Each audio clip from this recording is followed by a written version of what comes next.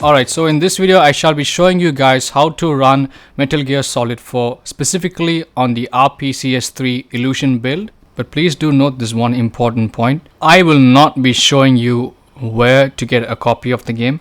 So that is up to you guys, whether you choose to buy the physical copy of the game, rip the game files from the disk, or if you want to get the game files from the internet. That is entirely up to you, but in this video I shall not be showing that. So please don't comment under this video asking me where can you get the game from. Alright, I will ignore those comments and I shall not respond to them. This video is only a guide to run the game on a Windows PC. So please do keep this in mind. Now on your screen you can see that I am playing the game on my stream, and this game was finished by me a couple of weeks ago from the date of this video. I finished this game on my channel live. And you might be wondering which build did I use to play this game, and that build is specifically 0.26 RPCS3 Illusion build. So you might need that exact build in order to run this game smoothly at 60 FPS. But do keep in mind, the game will run smoothly depending on how good your CPU is. I would suggest having a CPU that is released after the year 2020. Specifically, if you're using an Intel platform, maybe an i5 or an i7 11th generation. It could be either a laptop CPU or a desktop CPU. And for the AMD platform, I would suggest the AMD 5000 series, either the Ryzen 5 5000 series or the Ryzen 7 5000 series CPU. So these are what I would suggest. I shall be putting those specific model names on the screen so that you guys would have an idea of how well the game can run. But do keep in mind, these particular CPUs will not be always running the game at 60 FPS. There will be frame drops during intense sequences such as explosions, smoke, or maybe there's a lot of assets being rendered on the screen. So I shall show you some examples so you have an idea of what to expect. Also, another thing that you must do is you must update the game to version 2.0. So here are the serial numbers of the game that a lot of people do play on even to this date. That is BLES 00246 and BLUS 30109. So depending on which version of the game you have, you might have to download the patch files to update the game to version 2.0. No matter which copy you get, the game is gonna be at version 1.0, so you have to update it to version 2.0, and there is an application for that, and that application's name is Rusty PSN.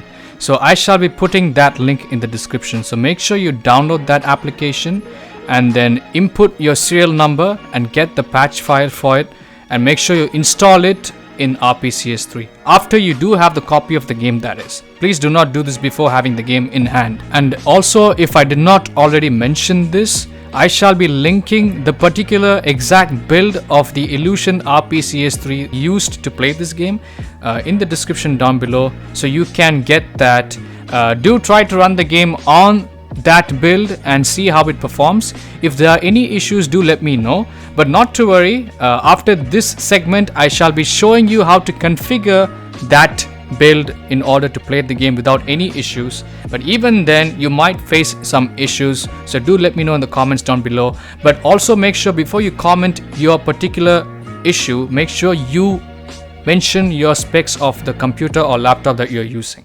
Alright, so here we are guys. This is RPCS3. This is the Illusion build that I have used to play this game on my channel from start to finish. Not really from start to finish. I think I started using this build of RPCS3 after half of the game that I've played on my channel, because I think the first half I played this game I was using the Cypher build, which would give you more frame rate, alright, but the game is really laggy, and I think even in the Cypher build you cannot add any patches, and you do need the patches, which I shall show you right now. So I click on the game that you have, alright, and then scroll down, you'll see manage game patches. Click on it, ignore these messages. Now you do need to apply the patches based on your serial number or the copy of the game that you have. Like I've already said guys, I cannot tell you how and where to get the game. Only you're gonna have to find a way for that. Alright guys, so anyway, so back to the video. Here you're gonna have to have two menus of the game. So in one menu you can see that it says Salesperson Urgent Commands Hack 4.90. So depending on the PS3 firmware that you have installed on RPCS3, you can select any one of these tick boxes. Alright, if you have version 4.87, click on that. If you have version 4.89, click on that. I have 4.90, so I clicked on it, but this patch is not easy to get, by the way. Let me just say that 4.90 is not available on the internet easily, so I shall be linking that to you guys so that you don't have to go through all of that. So make sure you do check the description for all the necessary links that you might need. Anyway, so the second one, version 2.0 of the game, these are the patches for version 2.0, and these are the patches up here. They are the patches for basically all the versions of the game. So under this serial number you have crash fix and you have flickering textures fix. So make sure you have both these boxes ticked, alright, because if you have this ticked, right, it would reduce the amount of crashing significantly, but it's still gonna crash though. Let me just warn you, there is no way to play this game from start to finish without even a single crash. So you might crash maybe one time every 2 hours or 3 hours, but if you were playing this game on the Cypheroff build, you must have seen that you would be crashing at least 3 times in 1 hour. So compared to that probability, this is not bad. So just letting you know, make sure you tick this box. Flickering textures, I'll be showing you some examples like what exactly you shall be seeing. I don't know if this would happen to you, but you do need this turned on because sometimes Snake's cheeks would have some flickering going on. So you need to have that sorted. So this is the only way you can fix it. I don't know if turning this on is going to remove that. You would see that at the start cutscene of the game. I only got this version of RPCS3 into half of the playthrough, so I have no idea if this is going to fix anything. So make sure these are the patches that you need, and I will make sure that they are in the description below so that you can find them easily. Alright, so now we are done with the patches. After ticking all the necessary boxes, it should be only 3 of them, alright? Don't be ticking all the boxes for no reason. After ticking all the necessary boxes, 3 boxes, click on apply and then save. Nothing should happen, but if when you open the game patches menu and after pressing on that button, if the whole program crashes, that means you have the wrong version. So do keep that in mind. Alright, so now let's go to the setup. Alright, so usually do not go to the configuration tab because over here this is like the global settings. So you don't want to mess with any of these settings. Instead, what you should do is right click on the game, select change custom configuration, click on that, and then here you shall see a couple of tabs. Alright, so do follow what I have set here. What I have set here is based on an AMD Ryzen 7 5700G. It's an 8-core CPU which I have overclocked to 4.6 GHz at 1.35 volts. I think it's 1.36, I'm not really sure. But even then, this is actually a pretty good CPU, but I would recommend that you get something like a 10-core CPU or a 12-core CPU. If you have the money for it, I would say go for it. If you have an Intel platform, I would suggest maybe starting from 11th gen and above would be good. Alright, if you want steady 60 FPS, which is what I'm saying, at 1080p or 720p, you should have at least an 11th gen Intel CPU, at least an i7, alright, if you're using a desktop, that is, or AMD Ryzen 7 5000 series CPU. Just letting you know, guys. You can try maybe a different configuration. Do let me know in the comments. I'm not really sure. So for CPU, this is what you need. Alright, I haven't come to the GPU tab yet. Once I get there, I'll let you know. Alright, so make sure PPU decoder is set to recompiler LLVM. Alright, this is what you need to have chosen.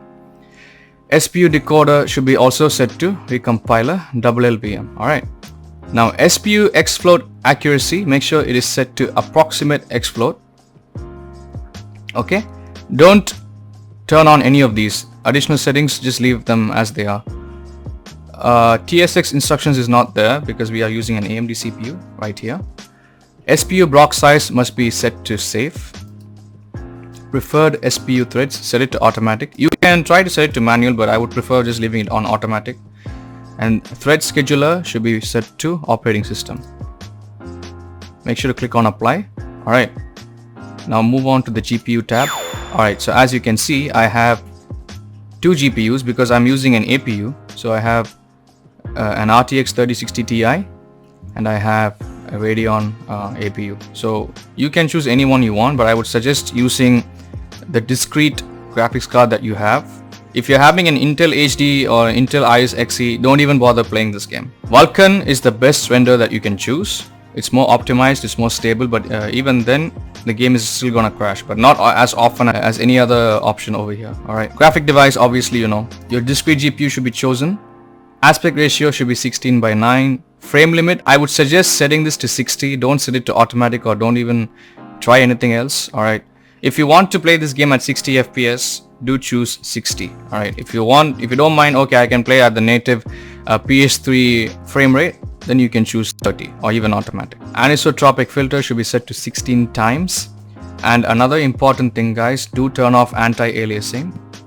Set it to disable because this will crash your game often. Okay, so make sure you have this turned off. This is quite important. Z-curl accuracy should be set to relaxed fastest. Alright, and the shader quality, it's only high for this game. I have seen certain builds where there is very high, but high is more than enough because this game looks stunning. Do trust me. I will show you clips if I can. Okay, and after that, here comes the important part. So default resolution, as you know, if you've already used RPCS3 before, you would know to set this to 720p, but do not change it to anything else. If you want to upscale the game, there is another way you can do it, which I shall tell you right now. Alright, so always make sure the default res is set to 720p. Nothing less, nothing more. Alright, okay. So, now how do you upscale the game? Well, there is an option here, resolution scale. So, you can choose to play this game at 4K, or you can choose to play this game at 1440p, or you can choose to play at 1080p. If you want the best stability and decent resolution, I would suggest 1080p. Or if you want to just play the game, you don't care about frame rate or any of that, and you want the most stable experience, you can choose 720p, which is the default setting. But in regards to the frame rate, guys, you're gonna have to set it over here. You may or may not get the frame rate that you have chosen here. So 60 is the max for this game. Do keep that in mind. This game does not go beyond 60 FPS. It might go, but I would suggest keeping it at 60. Alright, keep the frame rate locked. Don't keep it pushing beyond that. Alright, okay. So me personally, I have chosen at 1440p. There are some places where I get massive frame drops when there's a lot of explosions happening or there's too much action. If there's a lot of particles or smoke flying around, the frame rate does drop down to maybe 25 even. But for most part, the game is running above 40, 45 FPS, 60 FPS, even at this resolution, even with this GPU, and even with a Ryzen 7 5000 series CPU. Alright, so just letting you know, guys. Now resolution scale threshold 16:16, that should be the default, don't change it. Output scaling bilinear, you can try the fidelity FX option, but I would suggest not doing that because you'll start getting these weird artifacts on the screen which do not look pretty. So I would suggest setting it to bilinear. Alright, next, shader mode. Set it to async multi-threaded. Number of shader compiler threads, set it to automatic. You can choose a manual value, but I would suggest automatic. Now, this is the important part. Make sure you have right color buffers set to on.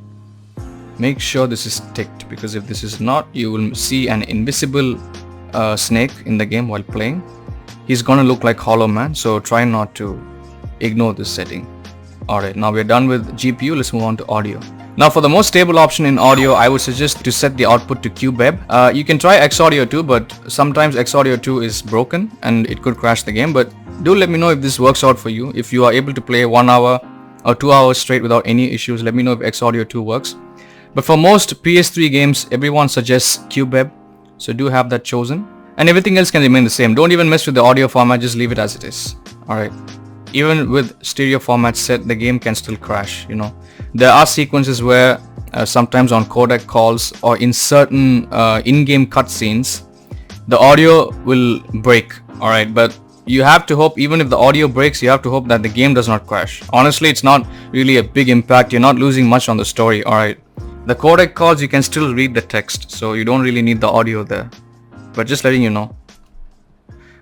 Audio device, default, whatever you're choosing. I have multiple outputs, so if you're using headphones, choose that. If you're using speakers, choose that, whatever. Alright. Everything else should remain the same. RSX audio AV port, music handler, everything should be the same. Volume can be at 100%. And buffering, same. So everything can be the same. Alright, no need to change any of that.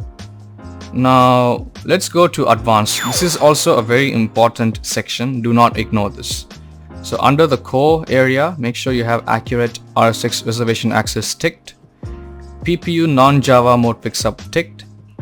And then PPU LLVM pre-compilation tick. Mostly this is going to be already ticked, but just do have a double check. Sleep timers accuracy, use sleep only. Maximum number of spurs threads unlimited. Clock scales 100%, obviously. If they're all default, don't change anything. Alright, but if they are not, do change them as to what you see on the screen right now. Now firmware libraries, make sure you have libvdec.sprx ticked. Usually you would find it at the very bottom of this list. So you will find it over here. Make sure you tick on it. Once you tick on it, it will go back to the top. Only if you have this ticked, you will have the in-game movie cutscenes playing. So make sure this is ticked. Alright. Now you can ignore this column. GPU, you don't need to tick anything. For Vulkan queue scheduler, make sure it's set to safe. Now for RSX 5.4 accuracy, do have atomic selected. You can try maybe ordered and atomic, but I would suggest playing on atomic because I don't know what these other options are going to do. But you can, like I said guys, whenever I say you can try experimenting with certain options, only do experiment with those options alone. Don't be playing around with the whole settings section here guys. Alright, on any of these tabs, be very careful because once you select something by accident, it's hard to go back and fix it. So even if you do something wrong, do let me know in the comments down below. Just saying. Okay, so driver wake up delay, some people do suggest increasing this value. For me, it is at 0. So far nothing has happened. But on the Cypheroff build, I did have some trouble. That's why I had to increase this value. But over here, you can see that it is at 0. So this is only for the Illusion build. This video is based only on the Illusion build. I'm not covering any other build. I'm not covering the main build. This is only the Illusion build. So do keep that in mind. B blank frequency should be set to 240 Hz. Alright. So not too high, not too low. So that's pretty much all that you need to have chosen guys. Alright, so this is the setup for the game. The custom config setup for this game. Okay, so there's another thing I want to tell you guys. Do turn off this option, show trophy pop-ups, because this can also break the game. I did have this turned on during my entire playthrough and I think I only crashed once. But you never know. You know, everybody's hardware is different. Everybody's gonna have different results.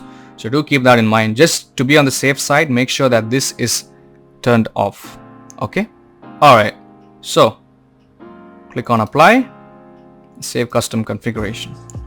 Now I'm gonna boot the game just to show you how it runs. Alright. So after you have saved the configuration, as in apply and then save, right click on the game and then click on boot with custom configuration. Do not double click the game directly. Make sure you right click and then you choose boot with custom configuration. Only then it would work. So here we go guys. Now when you open this game for the first time, it's gonna take about 3 hours for the SPU cache, or I think it's called PPU compilation process to be complete. So you should leave your computer running. It takes even 3 hours on an 8-core CPU. So if you have like a laptop, gaming laptop that's got like a quad core, maybe a 6-core, it could take even longer. So do keep that in mind. I would suggest leaving it running and then carrying on with your other work. Now let's come to the other section. You do need a controller to play this game. I would suggest not playing this game on mouse and keyboard. There's no way you can play this game on mouse and keyboard because you do need analog sticks, and there is a 6-axis function in this game, but it's not often used, but letting you know. So make sure you have at least a Dualshock 4 controller. That's what I used. You can even use an Xbox One or Xbox Series X controller. So you can either use an Xbox Series X controller or a Dualshock 4 controller. So before we proceed any further into the game, let me minimize this window and then go back. Now here you can see pads, right? Click on that. So after you click on pads, under the player 1 tab, you can see handlers. Click on this drop down menu and you can see all the different kinds of controllers that are supported or input types. Select on Dualshock 4 and over here you can see the battery percentage of my controller. and I'm going to be moving my analog sticks. Do keep an eye out over here. So you can see that the game does perfectly receive my inputs from the controller. So I would suggest using a Dualshock 4 controller, or if you do not have a Dualshock 4 controller, you have a cheap maybe a Windows controller or Xbox controller lying around, you can choose X input. But make sure they are connected to your computer either by USB cable or Bluetooth. Alright, so that you don't have any other issues. Okay, so click on save. Now let's go back to the game. So as you can see, the game is not running in full screen. So to mitigate that, you can press Alt plus enter and it will enter full screen mode. Now we can play the game.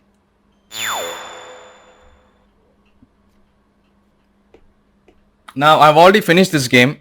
Alright, so pretty much the cache for this game has been built onto my SSD already. So I won't be seeing any loading screens. But if you're playing this game for the first time, you will see a lot of CPU loading screens. So do be prepared for that. I'm not sure if the audio is working, but just letting you know my audio output is muted. So I have no idea what's happening. So yeah, this is the game, guys. Let me turn on my overlay, RTSS overlay. You can look at the top right corner. So it's running at 1440p, 60 FPS, as is mentioned. And yes, the game is working, guys. Alright, the game is working. And if I select load game, you can see I have finished the game. Okay. So everything else in the game, you can just go around and have a look in the settings of the game. I chose to have subtitles turned on. You can choose anything you want over here. Nothing's gonna impact the gameplay, you know, in regards to stability. So I'll start a new game.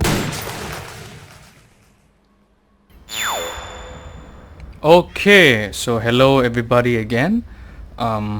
So here is the gameplay of Metal Gear Solid 4 on RPCS3 Illusion build 0.26, and as you can see, the game is running right now. Actually, I did cut out some of the unimportant parts, such as there is a cutscene at the start of this game. In fact, there are multiple cutscenes at the start of this game. Once you do start the game, there is a TV channel segment. You're gonna have to wait for, I think, more than 5 minutes for that whole segment to end. There will be another couple of story related cutscenes which you should see, which is why I have skipped them, because I did not want to include them in this video, or else they shall be spoilers. So I can only hope both the output of the game and the input of my mic are being recorded in this video. I can only hope so. So hopefully when I do finish recording this, hopefully everything is intact, everything is correct. Okay, so as you can see, guys, I'm playing this game at 1440p. Of course, the video that you are seeing shall be downscaled to 1080p, but this should give you an idea of how the game performs on a 3060 Ti, stock clocks, do let me mention that, and a Ryzen 7 5700G. Okay, so I'm playing the game right now. This is my gameplay commentary along with the gameplay. So do keep an eye out for the frame rate. So that is the last line, which says Vulcan, and you can see it's at 60 FPS. Right now there's not a lot going on. Alright, so I'll be playing for at least 5 minutes, so you guys would have an idea. So I'm gonna initiate combat with these soldiers, and keep an eye out on the frame rate.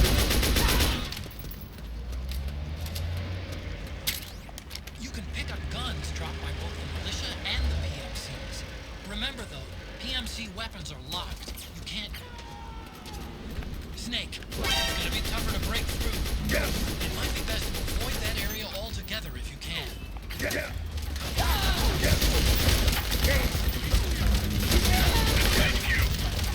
This is a new game segment, guys, new game. So you're gonna have to get used to the controls.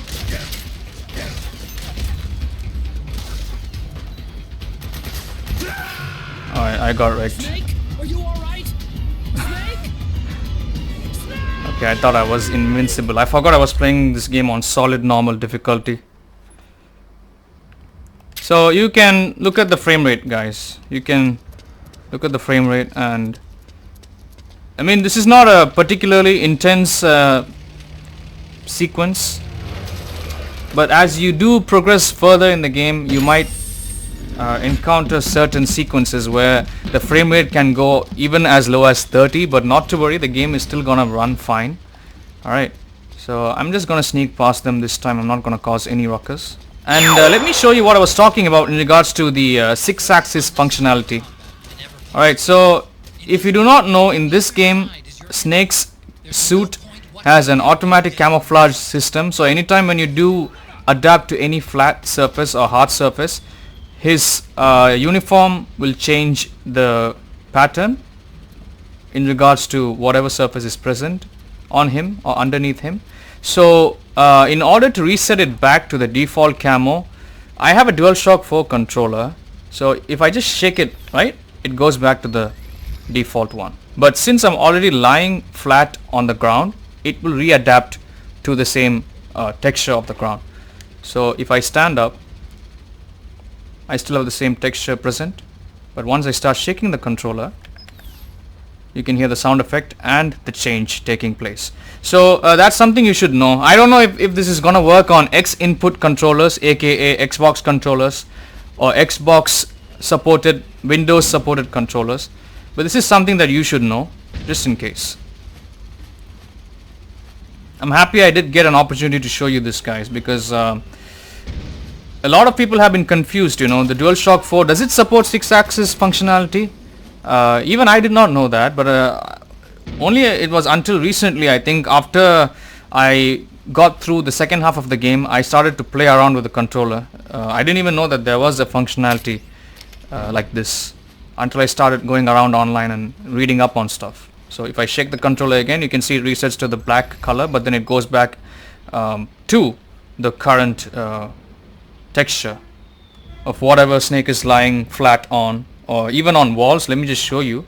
So even on walls, if you hit the triangle key to stick to the wall, he's going to change the pattern as per the texture even on the wall. Same applies even if he stands up. Alright, but if I shake it, it resets back to the normal one, and then it goes back again. So it will only reset if you're not flat against the surface. So I'm shaking it again. Now he's back to the default color, which is black. These little things I would like to inform you guys, you know. Yeah, you can see there's a bit of a frame drop here. So there will be some segments where the frame rate will go down, but you can still see it's not that bad, you know. It's not game-breaking performance drop. So you should be fine, you know. So anyway, guys, I'm not going to play beyond this point because I don't want to spoil the gameplay or the story in case if you guys haven't played it. I'm pretty sure if you have watched up to this point, you must have already learned a lot of things about this video. So do try out all the instructions I have mentioned in this video, guys, you know, so that maybe you would have a good shot at playing this game. Maybe you can even stream this game if you're a content creator like myself, either on Twitch or YouTube or any other streaming platform. Yeah, this could help you grow as a content creator, because this when I did play this game, it got me a lot of traction and I was quite happy, but mostly it was all because of my hard work. And you know, since I already know the knowledge, I thought I could just pass it on to you. And I'm thinking of pasting a Google Drive link in the bottom of this description so that you can get all the files that you need. Alright, if you have watched all the way up to this point, please do consider pressing the thumbs up or the like button, and subscribe to my channel so that you don't miss out on any gaming related content or, you know, educational videos such as this. I would really appreciate it. It helps me a lot. I've been on YouTube for a lot of months now, and I should have been at a certain high subscriber count, but it is what it is, you know. So the least I can do is, you know, make videos like this, keep the community informed, and make sure you all get to have fun playing this masterpiece of a game, and also other games, you know, other gaming related content. If I can come across any, I shall make videos. This video I should have released this earlier, but you know, it is what it is. I do work a lot of part-time jobs, so whatever time I do get in my off time, I do spend to make videos like this. So please do support me, guys. I'm not asking for any money or anything like that. Just a simple thumbs up, a simple like, a simple positive comment, and if you subscribe to me, it would help me a lot. I do stream often on this channel, so you can also hang out in my streams and we can have a good chat, have a fun time. And if you did not like this video, do feel free to dislike as well, no problem. I understand maybe you might not have had the same experience as me, and if you do have any issues or any problems that you run into while trying to set up the emulator for this game, do let me know down in the comments below. I'll try to respond as much as I can, but do keep in mind what I said at the start of the video. I cannot show you any way how to get this game, because that is considered piracy, and piracy is illegal on YouTube. It is a community guidelines violation, and I cannot do that. Alright, I've spent way too much time on this channel and way too much time on YouTube building up this channel to get a black mark on me. So yes, guys, so thank you all for watching this video. I appreciate it. I hope you all have a good day, and I'll see you in the next one, guys. So take care and goodbye. See you soon, guys. Thank you.